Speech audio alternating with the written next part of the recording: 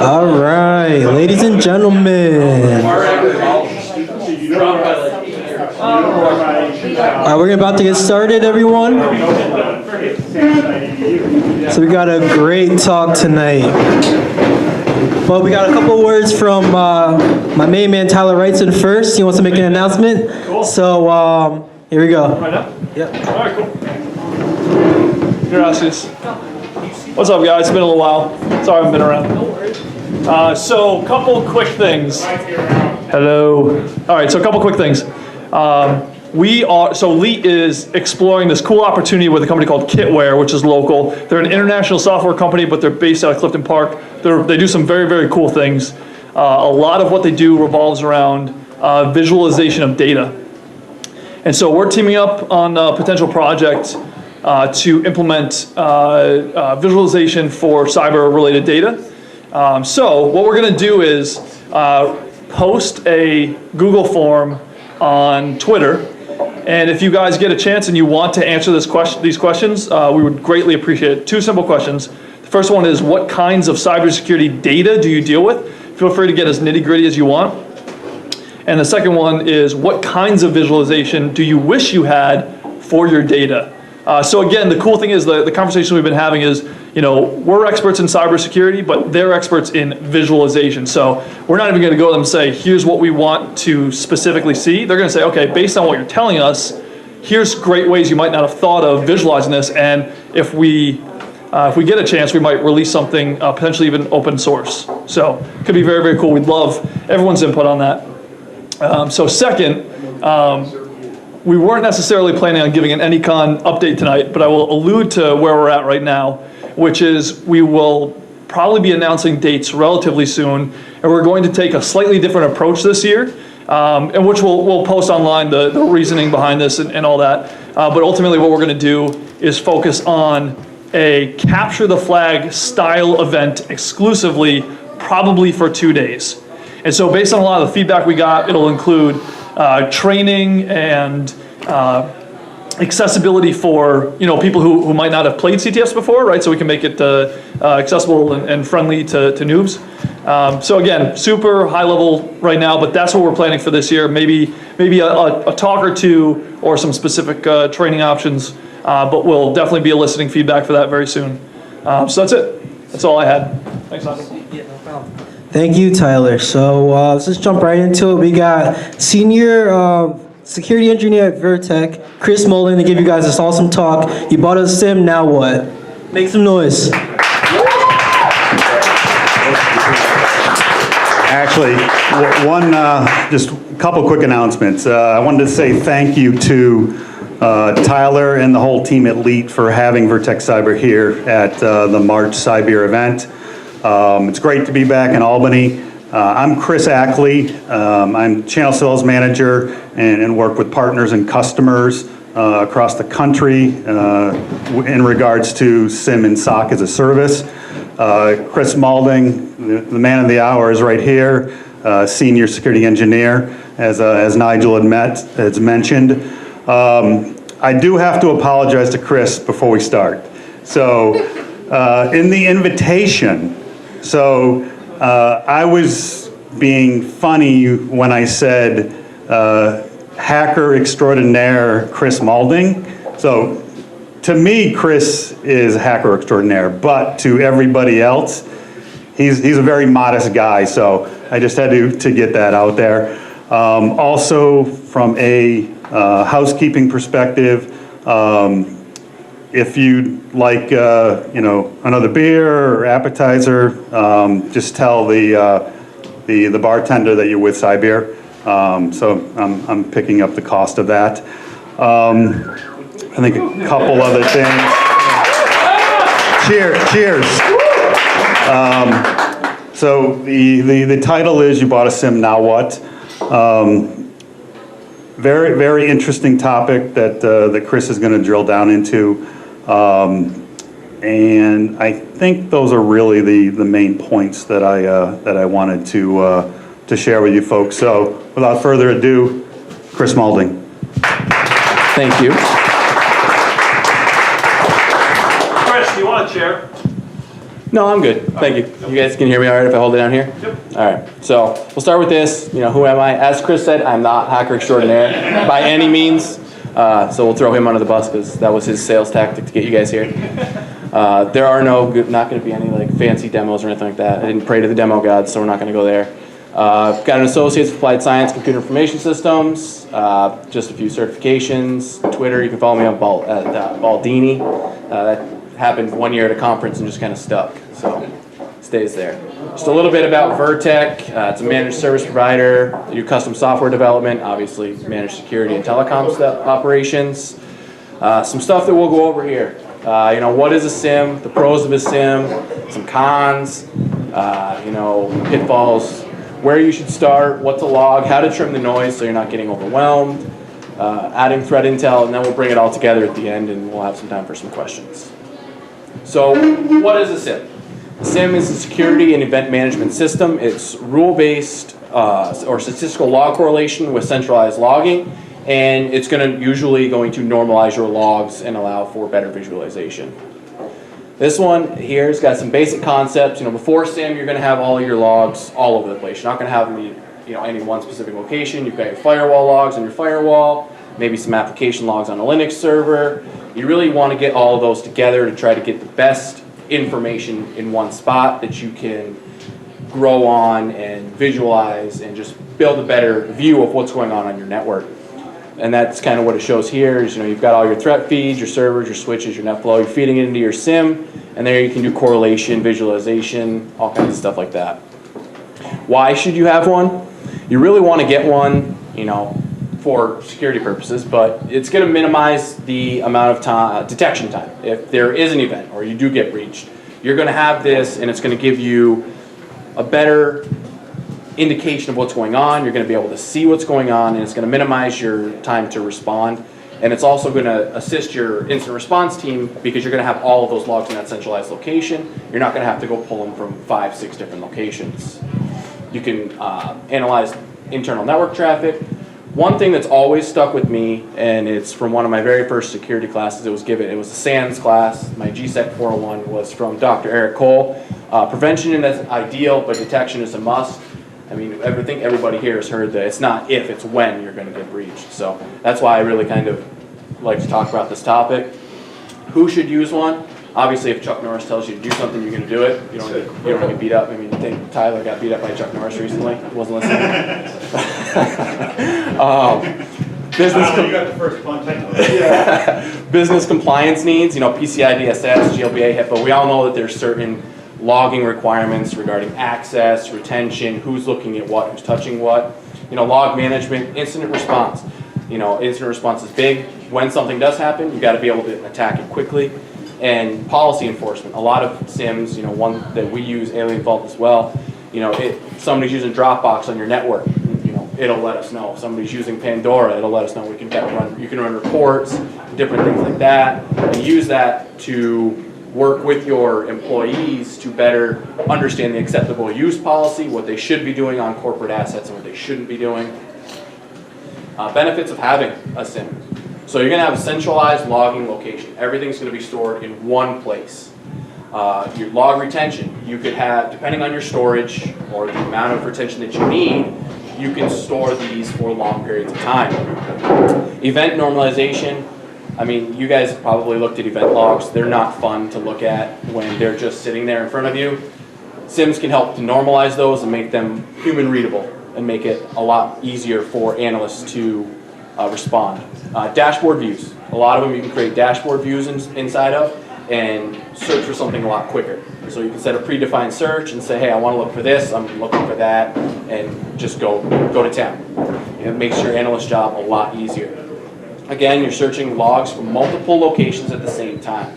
So source and destination, you can set those and search, and you can get logs from your NetFlow, your span ports, all sorts of information like that. You can correlate events along with other information, and that's just going to help you to build a bigger picture while you're looking into an alarm. Some of the pitfalls. You know, SIEMs are not something that you're just going to drop in and expect to work. They're pretty complex systems, and they require a lot of time to deploy. You know, you need to know what you're going to get, where you're going to get it from, how much of what you're going to pull, are you setting your logging to just warning level on your firewall, or are you logging everything? So those are decisions you have to make based on your business needs and rules, and training someone to understand these. It takes a lot for someone to understand and function within the system to make and use their time efficiently.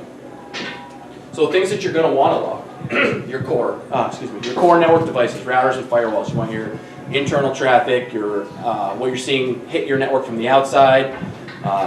You could set a rule saying, we're being scanned at X amount of packets per second, trigger an alarm so we can block this IP. DNS logs, something's looking up, a malicious domain name or an IP, you can trigger on things like that. So if you have a threat intelligence feed and you can trigger off of DNS events, you can use those. Your NIDS traffic and NetFlow, AV logs, and specific applications. The reason I have these listed like this is I tend to prefer to take a stepped approach or a phased approach. I don't want to just throw everything at the SIEM at once and then get to what you'll see on this next slide. So if you throw everything at a SIEM, this is what you're going to see in your first 24 hours. Completely brand new SIEM, you threw it in using your basic correlation rules. We have seen close to 2,000 plus events in a 24-hour period. When you take a phased approach, it's going to limit this. It's going to make it easier. It's going to help you avoid alarm fatigue, which we'll talk about as well. And it's going to help you stay out of that click-close mindset that is going to come back and bite you in the rear end when you're not looking at the correct alarms because you've seen too many of a certain one, and finally you're just like, I don't deal with it anymore. What did you call that mindset? Click close? Yeah, click close. Essentially, you see it, you've seen it before, you're like, all right, I'm not even going to deal with it. Yeah. And you're not looking at the payload, you're not looking at the alarm. It may be two completely different IP addresses, but you're seeing the same rule get hit, so you're just discarding it and throwing it away. Cool. So you want to try to avoid that mindset, and that it's a very bad mindset in any SOC at all. So a tuned SIEM. You'll see something a little more like this, and these screenshots were taken out of our lab. So I had to revert it after I filled it, and this is what it looked like for the first few. So you want to, this is what you want to eventually see. You want to see 1, 2, 3, maybe 5, that you can actually focus in on, dig down, understand why they're happening, either help your client or help your system administrators understand a potential misconfiguration on their network, or something that is actually happening. Hey Chris, do you want to explain briefly what we're looking at and the difference between the two slides? Sure. So what I'll do is I'll go back, and right here you've got a SIEM that is totally, completely unconfigured and just kind of dropped in. So this is an example of the 2,000 alarms within 24 hours. And then this one here is the same dashboard, but it's been tuned. It's taking a phased approach. It's more through the life cycle than the other one. Can you talk a little bit about the specifics, like what are the blue dots, what are the different columns? Yes. So what we've Hey got... Chris, there's a laser Yeah. pointer as well. If you want to hold it. Yeah, there we go. All right, so we've got these different, this is just the specific Alien Vault dashboard, just because it's what we're used to and what I use. Cool. So here we've got like system compromise events, exploitation installation, delivery and attack, reconnaissance and foaming. So those are like Nmap scans. These are your malware ones. Environmental awareness, like SMB share, access, stuff like that. Then you've got your columns, which are your dates, so by date. And then down here on the bottom, you've got your correlation time, the intent or strategy, which references up here as a subcategory. And then you've got your attack pattern and your source and your destination. This is a little thing here for threat intelligence. So if you've got OTX in and you're integrating and using pulses, you'll see a blue or orange dot there that says, hey, this is also an OTX pulse. This is probably something that you really want to pay attention to. You can also view these in group view. This is a pre-configured dashboard. We do have some dashboards that we have configured specifically for types of alarms or events, for Nmap scans externally. Because sometimes, most times, you're going to get scanned if you're on the internet anyway. So we look at that to say, all right, well, they're getting scanned, but where are they getting scanned from? Do they need to geo-block? Do they need to, block Russia or China or whichever? Is there a business need to do business with those? So here is, as I was asking, it's the same kind of thing here, that dashboard. It's just there's less. So as there are more events or alarms that pop up within a day or that category, the bubble gets bigger. It's essentially, it just bubbles up and bubbles up and bubbles up. It says, hey, you should really pay attention and look at it. So here's what I was talking about with alarm fatigue. So you take a stepped approach, understand the business rules. Do you need to know if somebody's using Dropbox? Because every time a Dropbox broadcast happens, you're going to get an alarm. Do you care? If you don't care, if that's a legitimate application, you can create a report and then review that report weekly, monthly, whatever your compliance requirements are for that use. And that use will then correlate to how you explain this to higher level management and use that to better secure the network. Same kind, don't assume they all need to be closed at once. If you do put it in and you see 2,000 alarms when you come in the next morning, don't freak out and be like, oh my God, there's a breach, because there may be, but more likely than not, a lot of those are going to be false positives, file shares, brute force authentications, misconfigurations, things like that you're going to see. And if you get into the mindset of like the click close, like I was telling you about, you're going to miss certain things. You're going to miss those misconfigurations. You're going to miss, Nmap scans, things like that. And what you can do to help avoid that is really, before you even put it in, understand what you're looking for, what your business is looking to protect, and what they are not looking to protect. Understand your acceptable use policy. Going in, do you already know that Dropbox is something that you don't need? Do you already know that iTunes is allowed? Do you already know that you have a development team that uses RDP outbound to a Linux server in AWS? Those are types of alarms that we see frequently that when we ask those questions up front, it makes the analyst job a lot easier because we understand the client environment better. So the more you understand your environment, the easier this is going to be on you. Threat intelligence. So we integrate obviously with Alien Vault OTX, and we have all the Alien Vault pulses. We also maintain our own pulses. So ours is up here. It's the VT Help Desk is what you can search for. If you have Splunk or any other kind of SIEM that can integrate with Alien Vault OTX, you can subscribe to our pulses.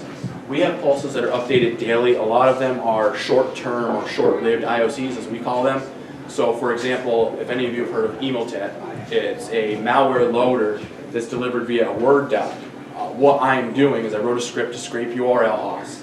It pulls down all of the past days' URLs and domains, parses them, and then uploads them to a pulse every 30 minutes. So we can see if somebody's getting an email from one of those domains and does a reverse lookup from their Barracuda or whatever, and we can use that to track and say, all right, you're getting X amount of mouse spam. Here's maybe what you can do to secure or look at or tag mouse spam. We also have ones for TrickBot. What we'll do is we'll download samples, we'll extract those samples as part of the lab scheme, and then we will put those IP addresses for their C2s up there and things like that. So if an endpoint on the internal network checks in or hits an IP address that's a C2 or known C2 by us for TrickBot, we're obviously going to respond to that over somebody using Dropbox a lot quicker than we would if it was not there. There's also other types of MISP sharing servers out there. The security community I've found is extremely good about sharing intelligence. There's not many people out there that get something and keep it all to themselves. I mean, I know myself on Twitter, I share out Emotet IOCs every once in a while that I get time, I'll share them out. One of the guys I work with, Derek, he does the same thing for TrickBot and Hansator. So we try to stay on top of the mainstream malware as much as we can when we have time. Chris, what's MISP? It's, I don't know it right off the top of my head. If you don't know the acronym, what does it do? So it's a server that it's like you can send in IOCs. It's kind of like an OTX, but it's like for anyone kind of. You can just send them in and it'll parse them, and you can subscribe to certain feeds within that server and then pull those in. Cool. malware information sharing platform, is that Yes, that is what it is. Thank you. Thank you. From the sales Thank guy. you from the sales guy. You have redeemed yourself, good sir. As he holds up Google. No shame. Google for the win. GitHub, again, like I said, security community is great at sharing. This guy's got a whole bunch of MISP servers, threat feeds, all kinds of stuff that you can subscribe to and use, and it really it can help you if you choose to use it. So kind of to bring a lot of using this together is once you have got it up, you've got it running, you don't just discard it and look at it once a week. You want to continue to repeat the cycle. Am I getting the logs from this new VLAN that they spun up? Am I getting logs from that new server? Is there a HIDS agent on it that I need to be able to pull those logs in? IT is constantly changing, as is the environment. There could be installing a new application on a server that has some sort of log that you could use to audit access that you may not be getting. So you want to continually repeat the cycle, which will help you improve. If you make a mistake and you don't see something or something happens, learn from it. Write a rule to help you better detect it next time. We write snort signatures all the time to help us better detect certain things that we may have missed, or we need to tweak them. Think like an attacker. I know I'm talking to the wrong crowd here about thinking like an attacker, but I have a background. Obviously, I have done some pen testing, some vulnerability assessments. So for me, I always try to portray this as think like the offense. Think about what they're going to do, and then either write a rule to detect it, because there may not be one already, or have conversations with the offensive side of a team or your pen testers that just did your pen test and say, hey, how did you do this? How come I didn't detect it? How can I better detect it next time? That's Preach, brother, preach. Yeah, that's only going to help your security program get better, and it's going to help either your internal security team or the SOC that you have get better at what they're doing.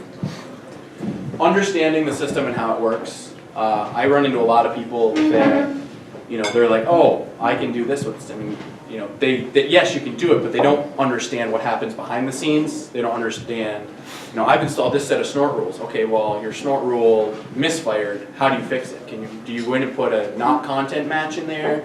Do you put a precursor in there just to detect those kind of things? So really understand it, really learn it, and get to know it. These last few slides are just quick. If you have an in-house. It takes some time, it's expensive, you react to a lot of alarms, and it takes away from that mentality.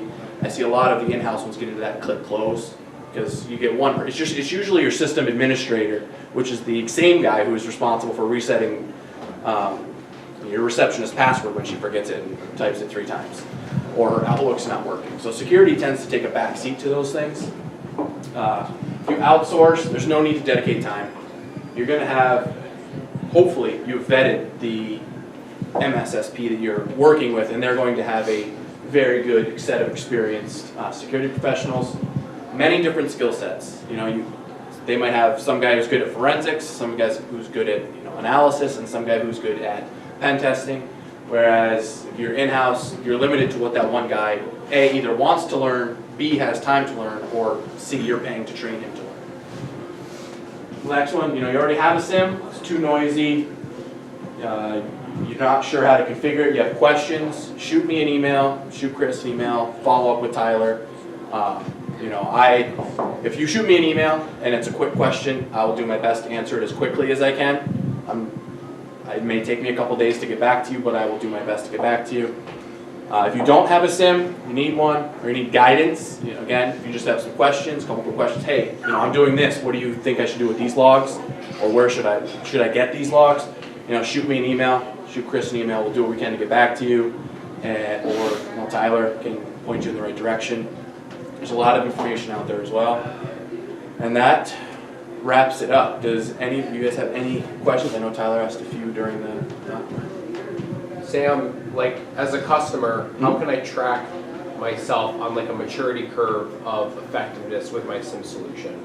So, as a customer, what we do is we do monthly readouts. So we track how many alarms there were this month, how many alarms there were the following month. And we kind of use that as like a trend to say, all right, what happened here? Why did we start getting more of these alarms? And then that'll help us mature your security program each month.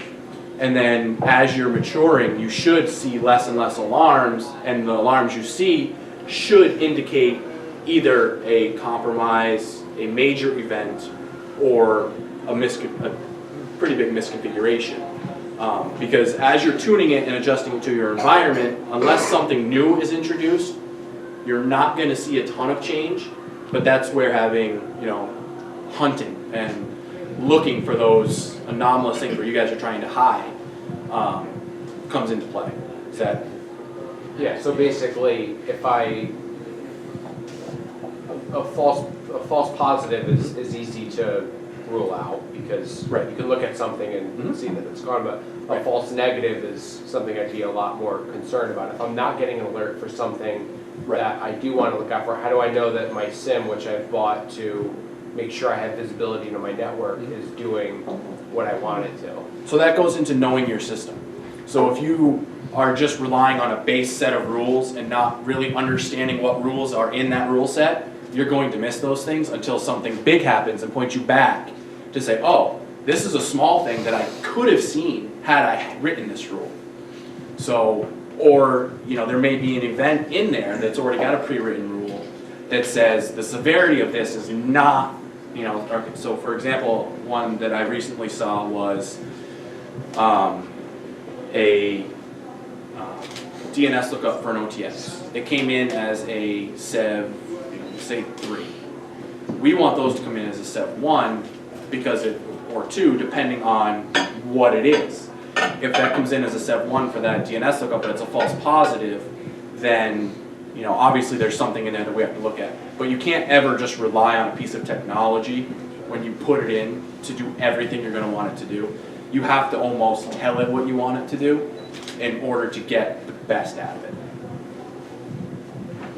Yeah, and I did want to add to that, one of the unique aspects of the Vertek SOC service that we provide our customers, Chris had mentioned it briefly, is the white glove approach. So every month, each Vertek customer, as well as partner, Tyler and other partners around the country generally join these calls with their customers.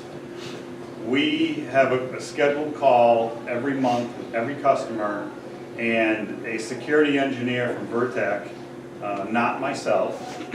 I probably could provide a little bit of value, but a security engineer goes over in depth those reports that we generate, and each company is different. There are many different verticals out there. We have customers in every major vertical, but the specific reports, the recommendations that we make, that all gets covered in a monthly call with our customers. So just wanted to point that out. I'll cover a complimentary thing, because I think I get what you're getting at, which is how do you know what you don't know, and how do you know if your SIEM is not firing correctly? So you can do what we do. We call it a purple team assessment, where we work in specifically trying to trigger rules you want to see in the SIEM. Yeah. So whether it's exfiltrating data, a ton of failed login attempts, like you said on that slide, do what the attacker would do, think like the attacker, but okay, do what they would do on your network and make sure you're getting some of those alarms. Especially start with the stupidity, right? Will I be able to see gigs of data leaving my network? Will I be able to see 5,000 failed login attempts, and then go from there? Next question. That's good. Yeah. So I'm curious, are there rules of thumb about how big an organization needs to be? Some of it might have to do with the in-house, out-of-house, but how big does an organization have to be, or how sophisticated does the IT shop there have to be to start getting benefit? At what point have you grown big enough that you need a SIEM? Can I take that one? I'll answer and then you can Okay. see how it goes. Because yours is going to be from a sales perspective, mine's going to be from the IT perspective, I think. So for me, I would say if you have data you don't want someone to steal, you need some sort of SIEM. It may not be the most expensive one, it may just be something small. But I would say as soon as there's something of value, which normally a business has something of value that they're trying to protect or they don't want to get stolen, you would need some sort of monitoring or auditing capabilities on that network. So, I mean, anybody really with an IT infrastructure, you could say, but I would go and, if I was to give you a number, I would say 15 to 20 people would be where I would say you need something small. You may not need a major deployment, but something where you're either gathering all your logs on a syslog server and using something like the Elk Stack and Kibana to visualize it. If there's an organization, you know, there are lots of small nonprofits, for example, where they do care about their data, but there are 20 people and they don't have any dedicated IT staff. Right. Who would look at this SIEM? Is that a case where you'd need to do out of house? So yeah, that's a case where I'd say you probably need to do something, you know, out of house.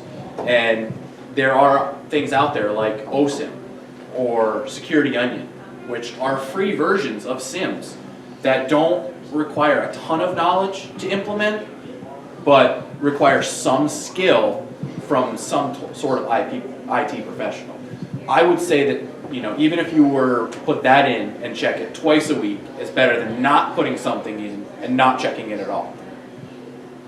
Because it would indicate that, wait a minute, something's happening, you probably didn't know that it was happening, but you're being screwed right now.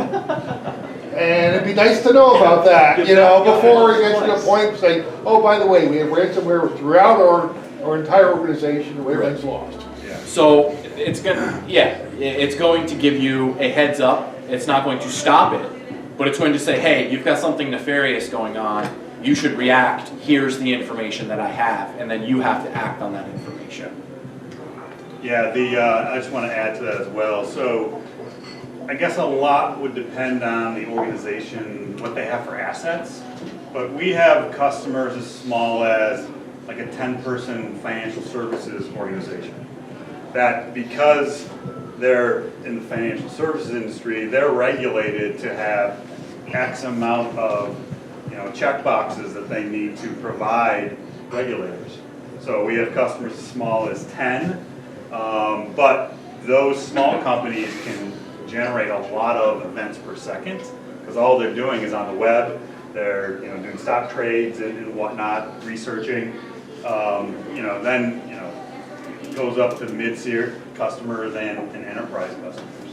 So it really depends on, you know, how regulated the company is and what their assets look like.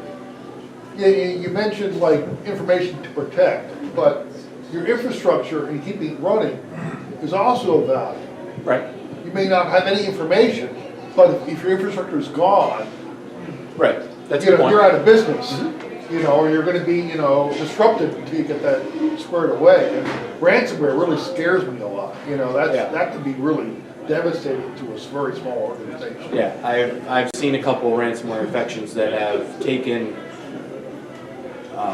organizations down for multiple days because of the simple fact that when they got it, their backups were still plugged into these servers. Yeah. So their backups were getting infected and responding to that. And that really came to, a lot of it was a bigger sized organization. They were running on a work group instead of a domain. So everybody had access to everything. So it ran rampant throughout that network, and it took about 6 months to get them back to up and running at an efficiency level of where they were prior to getting hit with that. So And a lot of organizations won't make it that long. They'll be out of business. right. They won't be able to sustain 6 months of being down. So good question. What's the typical like baseline time? I know that's probably dependent upon infrastructure, but like how long are you really looking at from deployment to being able to actually look at a nice clean and look at data that's going to give you some benefit? Right. So the way we do it is we let it burn in for 30 days. So we get data for 30 days and then we chip away at it. So I would say from deployment to end is going to depend on the size of the corporation or client, but I would say anywhere from 6 to 12 weeks, depending on the size of the data. And the amount of data, I should say, not size, the amount of data that you're pulling in and what you're looking at. And then at the end of that would be your steady state, I guess, as you could call it, is what we call it. And then at that point, you start having the discussion about more business rules and more complex, scenarios or like Taj said, having that purple team done. You're trying to actively, trip it, and then you go from there and you write other rules to make it more complex down the road. It goes back to the slide where you're continually improving on the process. So I guess a follow-up question too on that is, like, I know these can have upwards of like 100,000 rules. So how easy is it to pare down those rules as your baseline to where you're getting valuable information out, but not have to like iterate through each one of these rules and see if it applies to your infrastructure? Right. So with that, there are rules that just won't apply. Like, you won't see them. You'll see the majority of the rules when you throw your NetFlow traffic or your NIDS traffic at it. You'll see the majority of those rules that your network will trip there. You'll see those baseline generic rules, your Nmap scans, your SMB file access, your machine scanning port 135, 139, 445. All of those are rules that I've seen when we deploy these are the initial ones that trip. And then we have to modify a directive that will say, don't create an alarm unless this event happens 5 times. Or, that's how we pare them down. We don't actually go through the entire rule set. We look at the rules and say, all right, here's what we have. Here's what's tripped. This is what obviously the client's doing on their network. This is what's approved traffic. And then we work from that. And if something comes in, like a new one, say they trick bot or something, maybe exfiltrating data, we'll take and we'll analyze that, and then we'll adjust it and apply it across all of our clients. So that it's not just a single organization getting a new rule or an updated rule, it's across all clients. One thing that we recently did for all of our clients was obviously domain admin changes, but we implemented a directive that said if anything happens after 8 p.m., we want it to be a step 1. So if somebody's added to domain admins after 8 p.m., somebody's getting woken up in the middle of the night, because that's outside of what we consider normal business hours. But if it happens during the day between 8 and 5, we get a Sev 4, we go in, we look at it and say, this guy's in IT, he made this change, this is a true positive, we're going to resolve this and flag it for review on the monthly readout. That makes sense. I'm going to put you on the spot, take a minute if you need it. What's the coolest or most interesting thing that you've had to respond to or you saw come across the SIEM? So for me, I wasn't actually the one that responded to it, but this was the coolest one we've seen to date. And it was actually a week ago. Client got hit with TrickBot, and it dumped all of the credentials from their web session and posted it online. So we were able to see, we got the initialization vector, came in through a zip file. The part that really, kind of gets us is when you open the zip file, it actually is a VBS file. So the user actually had to click on this VBS file to execute it, download the TrickBot, download the modules, and then get the data out. So it really goes to show how important end user training is, but just to see that. And then we had them forward us the sample. So now we have the sample, we extracted that and put it in OTX, but it was really interesting to actually watch and see. I mean, we didn't watch, obviously we got it off as quickly as we could, but to see the traffic come in, to see all of the action that it took within the endpoint to dump the browser history, all the stored credentials, and then just post it online. So it was interesting to see, because we've done stuff like that in the lab to, modify signature stuff, but we've never seen it actually occur. Yeah, cool. So actually seeing it occur, working through the process with, another analyst, and really just kind of digging in, it was really interesting to see it actually happen. So that brings up a good question too. Were you guys the ones at the keyboard on the affected machine, or did you have to communicate that with somebody at the client? So what we did with that was because we could clearly see the credentials had been exfiltrated. Yeah. We picked up the phone and called their IT person, said, "Hey, you need to get this machine off the network ASAP." Okay, great. We didn't, normally we'll go through a ticketing process and say, "Hey, this is what we've got. This is the fault. We believe there's no risk at this time. Can you verify this traffic for us?"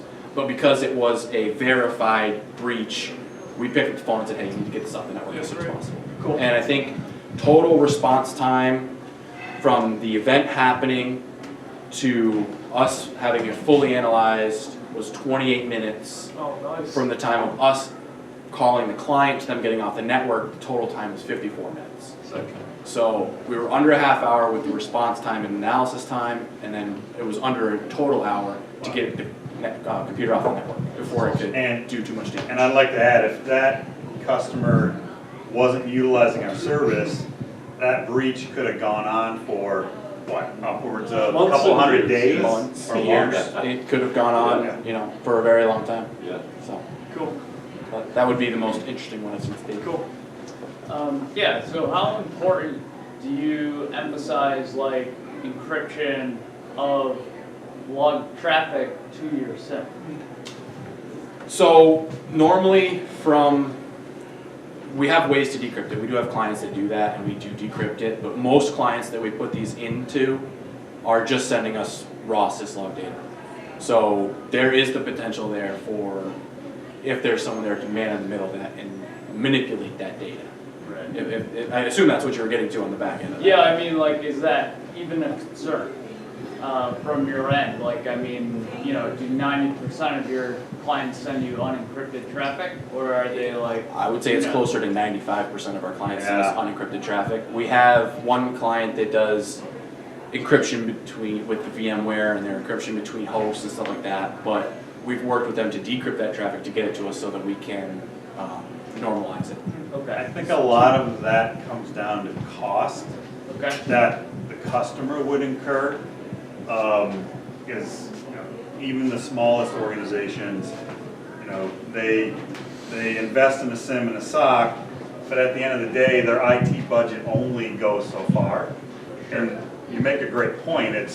We would like every customer to have the data coming to us encrypted, but there's going to be additional cost there. So a lot of times that's a prohibitive factor. How much is it just to set like a VPN or something between them? That's sort of surprising.